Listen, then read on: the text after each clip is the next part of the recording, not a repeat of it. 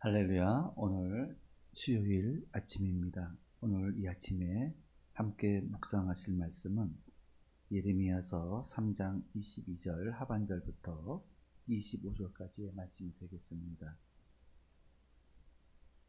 예레미야서는 음악으로 치면 단조입니다. 시편의 장르로 표현하면 탄식시에 해당이 됩니다. 그리고 색깔로 표현하면 어두운 파랑으로 말씀드릴 수 있겠습니다. 그만큼 예레미야서는 전체적으로 아주 암울한 그런 분위기를 갖고 있습니다. 왜냐하면 이 예레미야서에 기록된 이스라엘이 이제 멸망을 앞두고 있기 때문에 그렇습니다. 이 당시 이스라엘은 이 북방의 민족 바벨론에 의해서 계속 침탈을 당하고, 그렇게 침탈을 당한 정도가 점점 심해지면서 마침내 이제 멸망을 앞두고 있는 것이지요. 그리고 또한 이 예레미야서가 이렇게 암울한 분위기를 가질 수밖에 없는 두 번째 이유는, 상황이 그럼에도 불구하고 이스라엘 백성들이 멸망을 초래한 원인을 깨닫지 못하고 있기 때문에 그렇습니다. 그 결과 이 예레미야가 선지자가 하나님의 말씀을 아무리 말을 해도, 그리고 처한 상황을 아무리 말을 해도 이스라엘 백성들은 도무지 받아들이지를 못했습니다.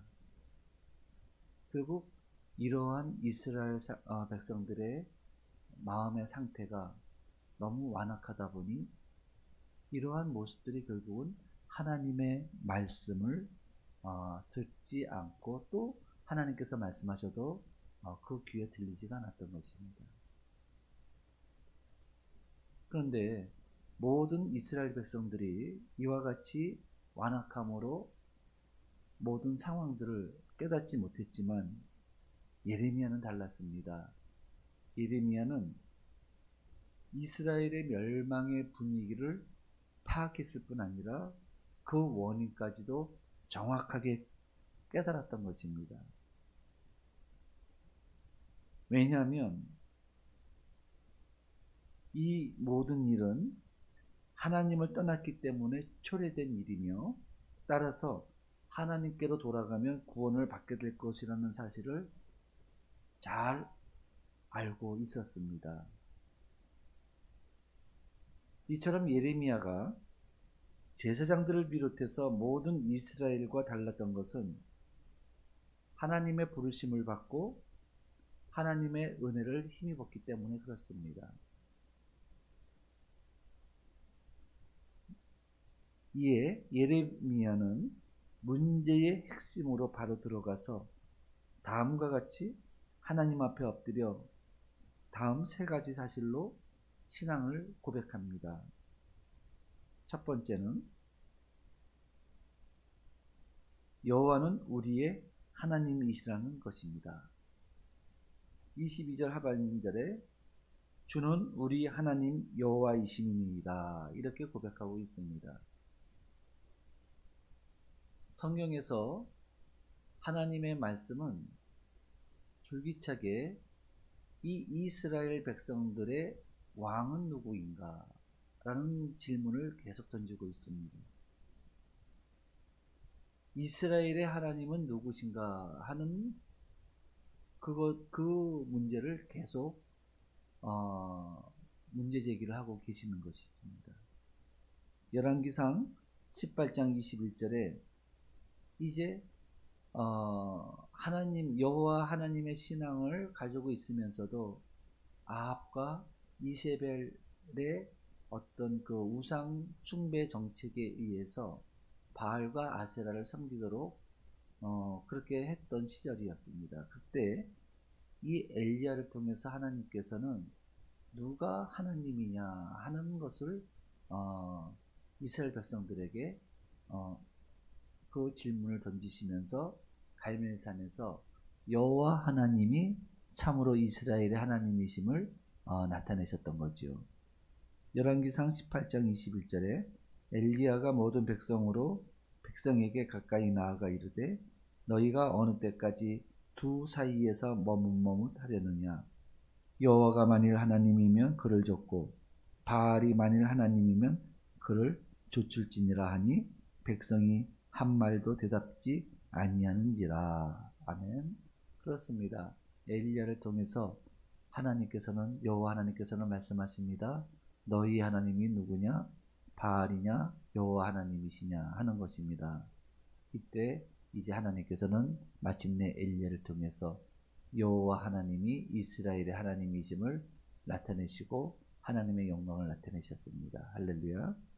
뿐만 아니라 시편 100편 3절에 보시면 여호와가 우리 하나님이신 줄 너희는 알지어다.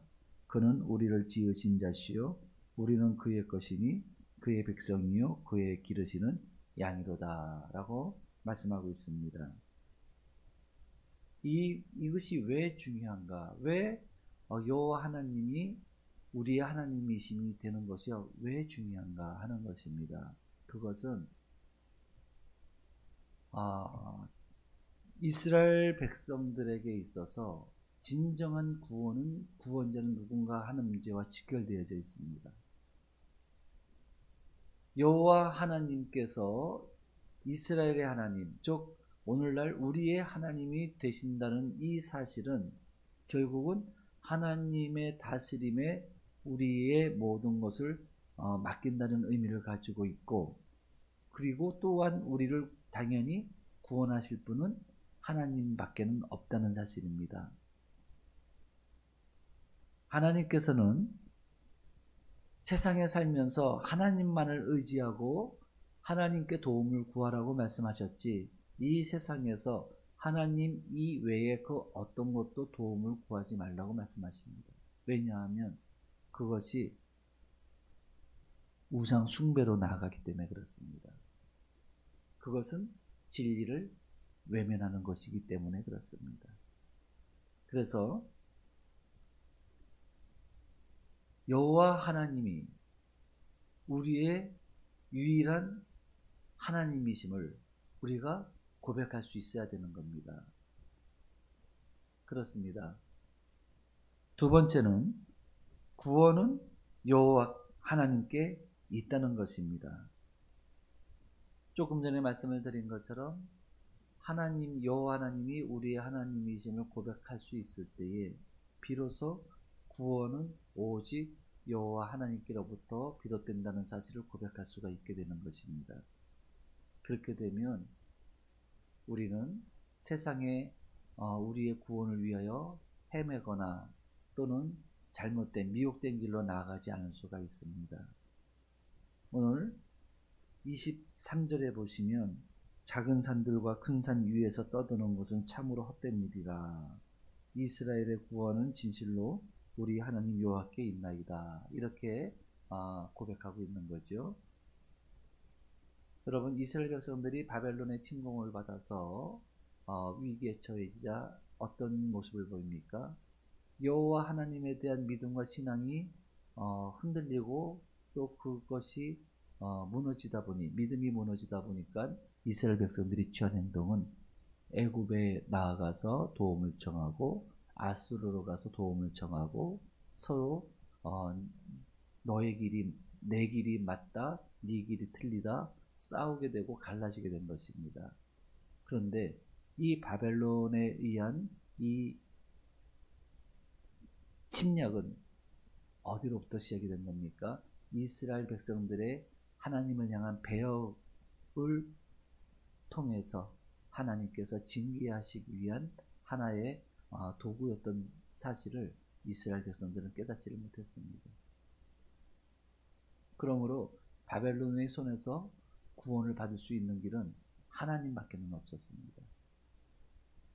그렇기 때문에 구원은 여호와 하나님께 있다는 이 고백이야말로 진정한 신앙의 고백이요, 따라서 헛된 일이나 세상의 것에 구원을 의지하는 일이 없게 될 것입니다. 다시 말씀드리면 헛된 것에 시간을 허비하지 아니하고 하나님 앞에 나와 진정한 구원을 얻게 될 수가 있게 되는 것이죠. 세 번째입니다. 예레미야 선지자가 했던 이 세 번째 신앙 고백은 무엇이냐면 하나님 앞에서 죄악을 인정하고 회개하고 있다는 사실입니다. 24절에 보시면 부끄러운 그것이 우리가 청년의 때로부터 우리 조상들의 산업인 양떼와 소떼와 아들들과 딸들을 삭혀 쌓은 즉 현실이죠. 현실 인식인 거죠.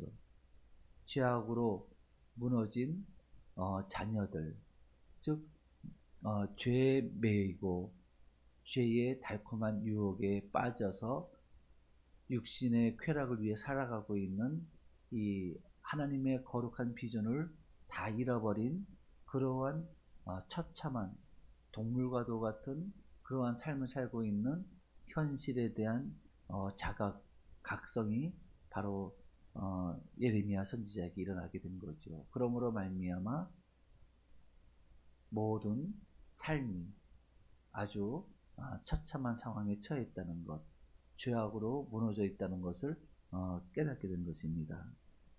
그리고 나서 25절에 보시면 우리와 우리 조상들이 청년의 때로부터 오늘까지 우리 하나님 여호와께 범죄하여 우리 하나님 여호와의 목소리에 순종하지 아니하였음이니이다. 아멘. 죄를 깨달은 것입니다. 하나님 앞에 죄를 인정하는 것입니다. 그렇습니다.